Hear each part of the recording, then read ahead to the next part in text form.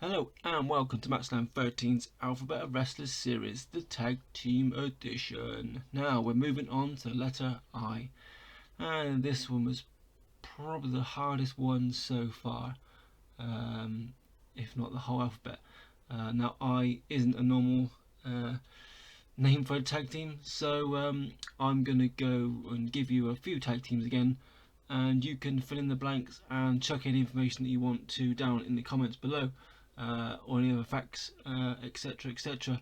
So yeah, we're going to go for the first team, which I think is probably the best team, being with I, and that was the Impact Players. That was Lance Storm and Justin Incredible. Actually, Justin Incredible actually follows us on Twitter. So there you go, a little highlight for you there. Yeah, these guys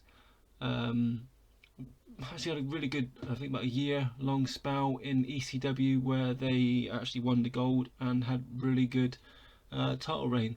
Yeah, they won they defeated Tony Dreamer and Raven in January 9th, 2000. And they won it again, I think, in March the 12th, 2000. So it was back and forth. I think two-time ECW World Tag Team title holders. Yeah, there were obviously Lance Storm is a very well-known wrestler, coming from that Canadian background, and yeah, he was quite notable. They didn't actually continue on to WWE. ECW was their sort of place, and that was it. But like I said, they only lasted for around a year or so. But that was it. Impact Players then. So give us information on Impact Players. Next team then is the Islanders. Now this was Haku, if you can remember him back in the old days, and Tama or Sivi Afa, managed by Bobby the Brain Heenan. They debuted was now 1987. I would describe them as maybe the original sort of head drinkers, and obviously the newer day compared them to the Usos, or part of that Anoa family.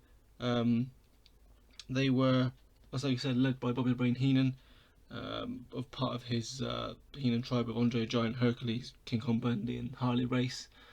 Never actually won any gold in wrestling at all.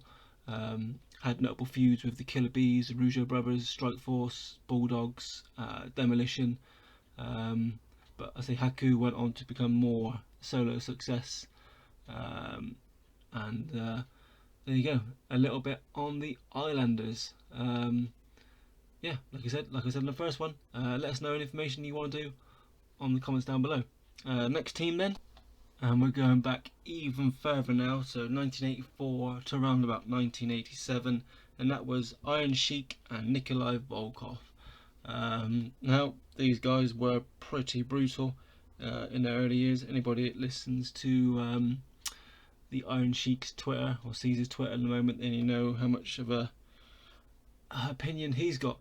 They were actually one time WWF Tag Team Champions. They were a right mixture of characters.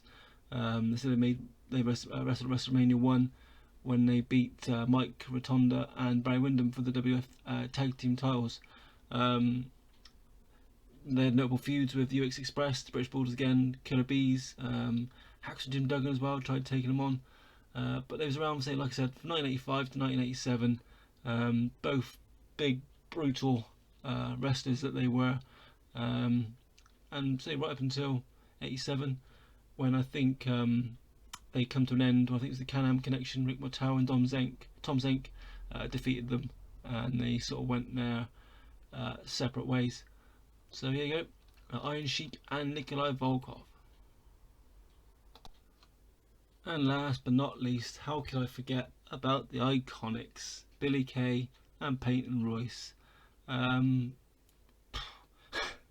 I can't believe I'm talking about them. But yeah, they were probably one of the only genuine women's tag teams in wrestling. And alright, they wasn't brilliant, but they had a lot of following, and they were well liked because they were a genuine female tag team. But good old WWE decided that they didn't want them anymore. They sort of started in 2015 in May of that year and got disbanded on the 31st of August 2020. Known for being quite annoying, but that's what the fans liked. They wanted somebody to boo and somebody to laugh at. They come from Australia, which obviously that doesn't make any difference, but yeah, they come from Australia, and yeah, they I can't believe I'm talking about them.